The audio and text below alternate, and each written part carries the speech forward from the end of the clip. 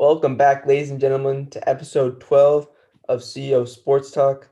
Let's go. So this episode will be pretty short, a pretty brief episode because we had a pretty long one last week, and it was a pretty slow sports week, to be honest. Not much happened in the world of sports, so there's not much to talk about. But we'll go over the MLB power rankings, and we'll talk about the high school football season that just ended. It was a 5 or 6 game season for most schools, but still pretty action packed, and it was just great being back on that field. So we will have those things to talk about today. All right, so here, as you can see here, this is our final rankings for high school football in the Central Coast section, which is CCS. Pretty much goes down from San Francisco all the way to San Jose. So Sarah Padres are going to finish first. That's pretty obvious. Every year they seem to just be they're just dominant every year. Dominic Lampkin, the junior QB, balled out for them this year.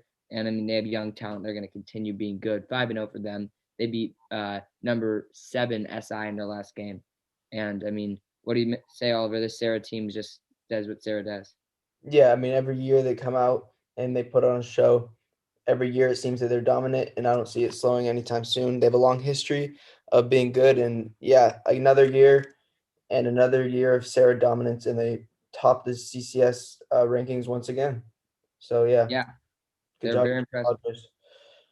Yeah, and at 2, we knew they were going to be good coming into the season, but we don't know about this good. The Los Gatos Wildcats, what a season they had. I mean, they only had 5 games going into it, and they ran it. They won their entire league. They beat Wilcox for the first time in a while, and they won the Santa Clara County D1 league. So props to the Wildcats.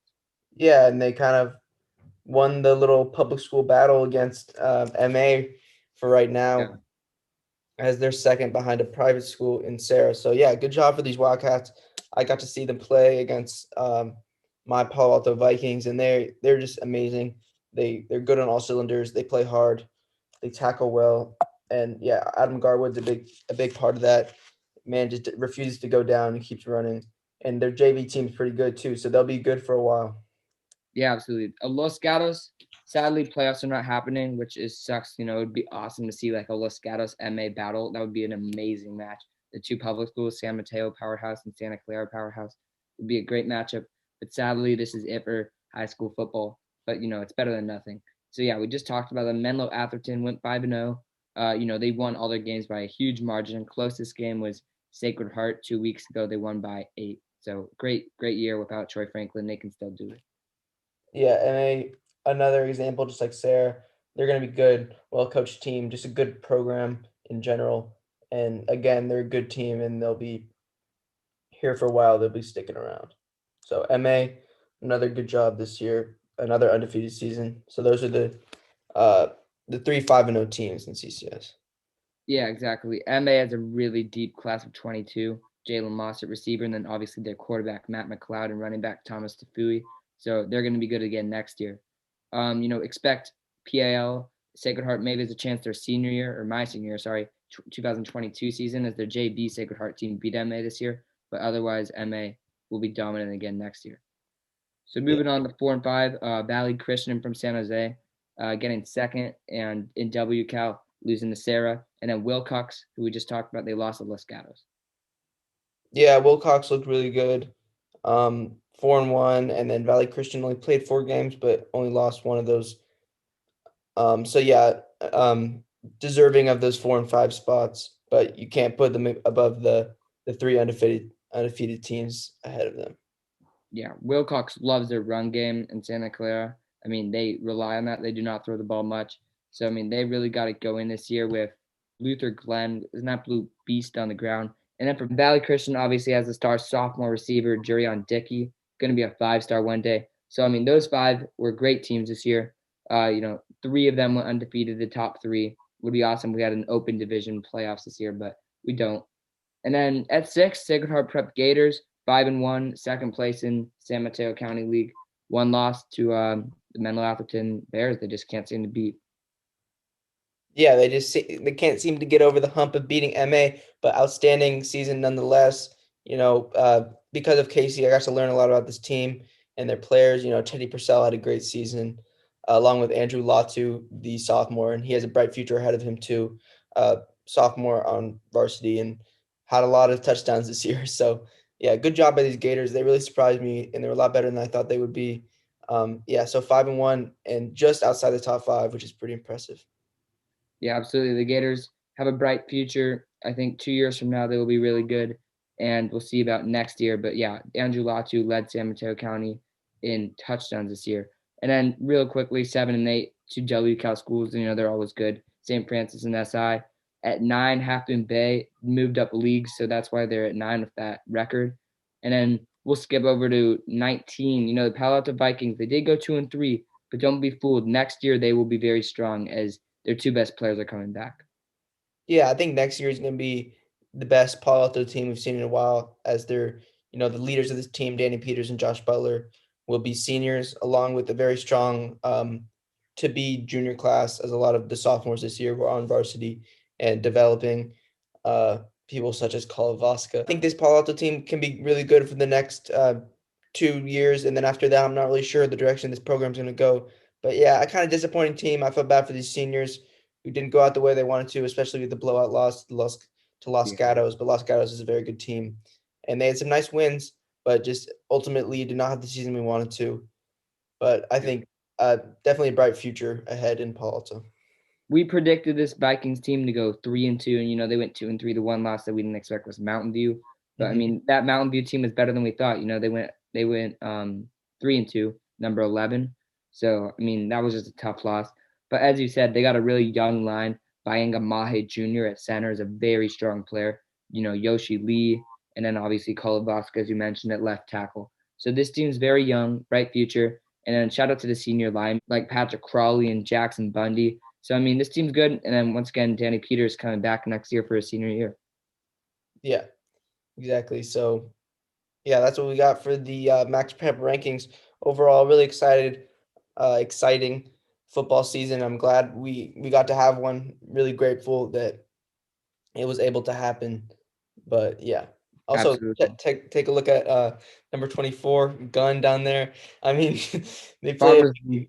they play a Mickey Mouse schedule, but they still went 5-0. So shout out Gun Titans. Yeah, shout out Gun, playing a little Mickey Mouse Clubhouse little league, their Farmers League. Same goes for Menlo, who finally got exposed yesterday playing Sacred Heart and Yeah. ended their undefeated season. If only Gun played Pally. But, shout out to the D2 schools. They're out there. But yeah, there you go. High school football. We're excited. And it's not like we have to wait a year. We only have a couple months until the next season. Yeah, like 5 weeks from now, summer workouts will be starting. So yeah, fall season, quick turnaround, and excited to get back out there for me and Casey's junior season. Yes, sir. So now we're going to react to some MLB power rankings. And just a quick disclaimer, these are from 3 days ago, so the records may be a little off, probably just by like 1 or 2 games. But yeah, so let's dive right into it. Number 30, we got the consensus worst team in baseball, and that is the Pittsburgh Pirates. But off to a surprisingly um, hot start. They won the series against the San Diego Padres, and they're 5-8, but they're still the Pittsburgh Pirates, so they find themselves at 30 because they've probably the worst roster on paper, but playing pretty well. And even though Key Brian Hayes is injured, Yeah, Pirates really have nothing besides Hayes. I mean, they're very hopeless right now. They've been bad for a few years now. I mean, I don't think they've made the playoffs since Brandon Crawford ended them on a grand slam in the wild card game. So this Pirates team is not very strong, and hopefully they can get a couple prospects. I think they do have some prospects right now, but can get some prospects up and be compete in a couple years. yeah, I remember this old Pirates team with Starling Marte, Gregory Polanco, Andrew McCutcheon. It was a fun team, good outfield, but yeah, just not much to look forward to as a Pirates fan. If you are a Pirates fan, Yeah, um, all 5 of them. yeah, real okay. Should we just we should just go through them quickly? I guess we can't Yeah, let's go through these end ones fast. yeah. So at But Pirates, 29, Pirates get their little five yeah, seconds of yeah, fame. because they're the worst. Yeah. So at 29, we have the Baltimore Orioles, also at 5-8. At Yeah. 28, the 3-10 Colorado Rockies, which So I'm I would switch to Rockies and the Orioles. I mean, I don't know. I feel like that's more based on what they're predicting, I guess, because the Rockies do have a better talent wise. That is for sure. yeah, I guess, but they're the worst team in baseball so far. And then the 6-7 Tigers, who are actually playing pretty well, but they're pretty below average and hitting. They're pretty below average in hitting and pitching so far this year, so not much. Yeah, the Tigers remind me of a bad version of my team, the Giants. Yeah, and Akil Badu has been a big bright spot for them. He was a Rule 5 pick, and he's just homering on every single pitch so far. A lot of opposite field. He's a lot of swag. So maybe that's a bright spot for the Tigers. And then 26, Arizona Diamondbacks. Madison Bumgarner has been pretty bad, but he had a nice start today. Yeah, So that's good to see. And our then, Giants are yet to play them. yeah, I'm excited to see that. And then the Nationals at 25, Cubs at 24. Yeah, I don't really have many issues so far. Yeah, Oh, Cubs are interesting this year. yeah, they just have a terrible offense. Terrible. I mean, yeah, look at this. League worst 163 batting average as a team and only Yeah, scored 32 runs. and they kind of got a lot of washed up vets. They're kind of like the Giants, but the Giants are somehow still competing. But like Jason Hayward, I mean, what's he doing? Javi Baez is struggling a little. Javi Baez is just not that good anymore. I don't know what's going on with him. And Chris Bryant's been probably the best player in this lineup, even though he's not been great either. It's like who do they have? Anthony Rizzo Nash. Yeah. Yeah, thanks. And then at 23, we have the World Series runner-ups, Tampa Bay Rays, who are not off to a great start because, they lost some key guys in this rotation, and the offense just hasn't been able to provide so far. But we'll see if they can figure some stuff out. Very shocking. They're still favoring them a little bit. They have the same record as the Orioles, who are at 29, but since they're the defending champs, are obviously at 23. But yeah, it's surprising the Rays have not been good. But I'm honestly not surprised. I remember in our predictions, we didn't even predict them going to the playoffs. Yeah, and also I think another reason why these aren't really ordered by record is because in baseball record, especially in the early season, that much of a it's not that big of a deal. I mean, any team can win on a daily basis. That's Right. what's It's not so like great about NFL. baseball. So yeah, it's really about strength of schedule stuff like that as well. And then who I think is the worst team in baseball, but playing pretty well so far is the Texas Rangers. I mean, yeah, I mean Nate Lowe and Joey Gallo have been playing pretty well. Charlie Culberson has been a nice surprise, as it says right here. But they got no hit. I mean, by Joe Musgrove. So not much going on in Texas, but a surprising record so far. Yeah. They did And steal a couple games against the Padres. yeah, they did. Um, and then 21 Seattle Mariners. Mariners have been nice this year. First couple games against us, they looked pretty well, pretty good. Yeah, look at that record. I mean, 8-5. Get rid of that. Marlins, who just took 2 out of 3 against the Giants, and they've a pretty good lineup. Not gonna lie, their pitching's a little suspect, but they have some nice bats in that lineup. Uh, Yeah. Jazz Chisholm is really electric player. 19 Atlanta Braves, Wow. 18 Oakland Athletics, who started off so poorly, but are now have won 8 straight. Obviously, that's not updated, but yeah, they're on an 8-game winning streak right now. Phillies 17, Cardinals 16, who obviously have Nolan Arenado now. 15 Kansas City Royals, who are the best team. Them and the Red Sox are the best 2 teams in the American League record-wise Wow. right now. Yeah, and out of all those teams you just showed, I honestly am most surprised about the Braves just being that bad with Acuna, and he's actually played pretty well, but the Braves are 5-8. Impressive. And the defending MVP. Yeah, exactly. I mean, Acuna is playing really well, though.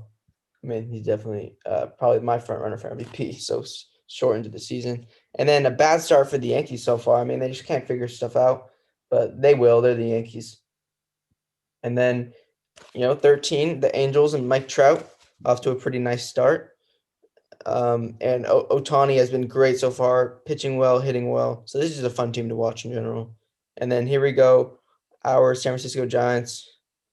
I mean, we've been okay, just very inconsistent offensively, but our pitching has definitely been a bright spot, wouldn't you say? Yeah, absolutely. I mean, this pitching, they just got a lot of washed up vets doing their thing. I mean, Andrew Desclafani can shove. Today we saw Alex Wood have a terrible first inning and then he shoved her the rest of the game. And then the bullpen is good at home so far. Sometimes they struggled. I mean, on Saturday we really saw them struggle, but this bullpen has been good. When the offense does not do well, the bullpen seems to do well, so that's important. Yeah, exactly. But we can't seem to get them both do well in the Yeah. same time. 11 Minnesota Twins, 10 Houston Astros, 9 Cleveland Indians. I mean, Cleveland also got no hit by Carlos Rodon. I'm not really sure how if I would have them this high personally, but CBS Sports has them. And then Toronto Blue Jays at 8. I mean, Toronto Blue Jays have not really lived up to the hype so far, but they're still a really good team. And Vladdy and Bo Bichette have both been great so far. 7, the other team in New York, the Mets. 6, the Chicago White Sox. Carlos Rodon has been great for them, but this offense has not quite figured things out. But Yerman Mercedes has definitely been a bright spot. The Yerminator, the 28-year-old rookie, has been outstanding so far.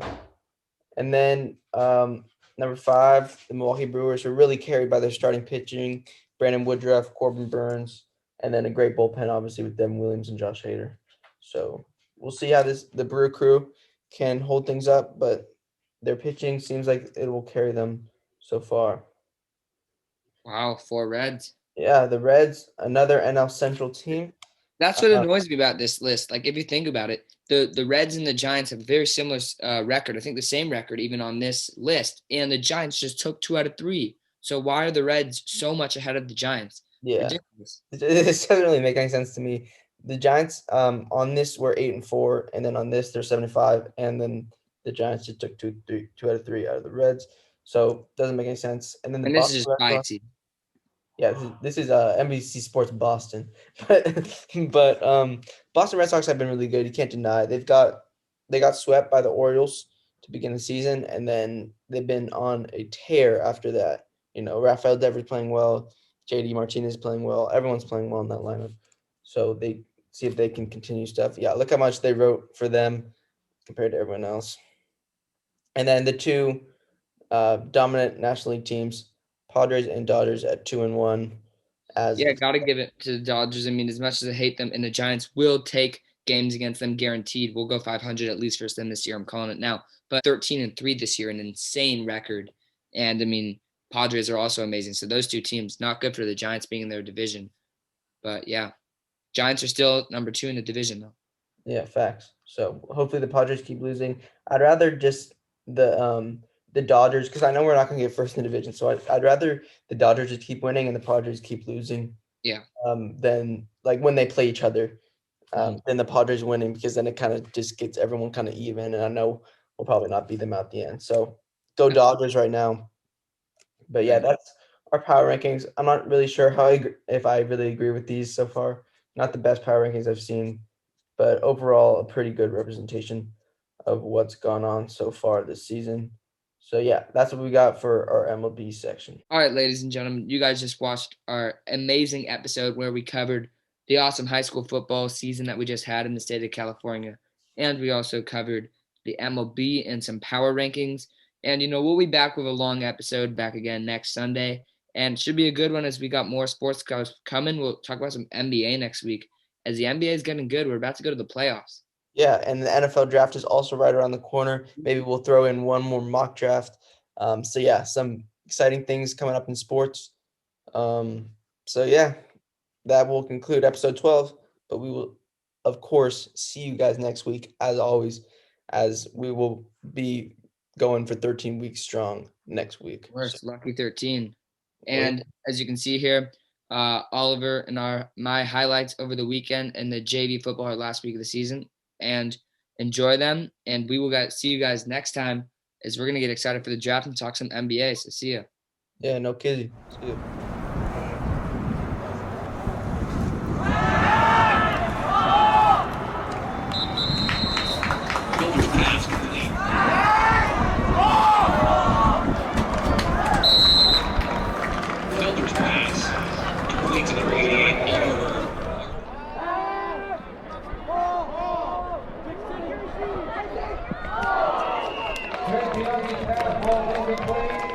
Pass intended for Alex Ball, broken up by number 7, Casey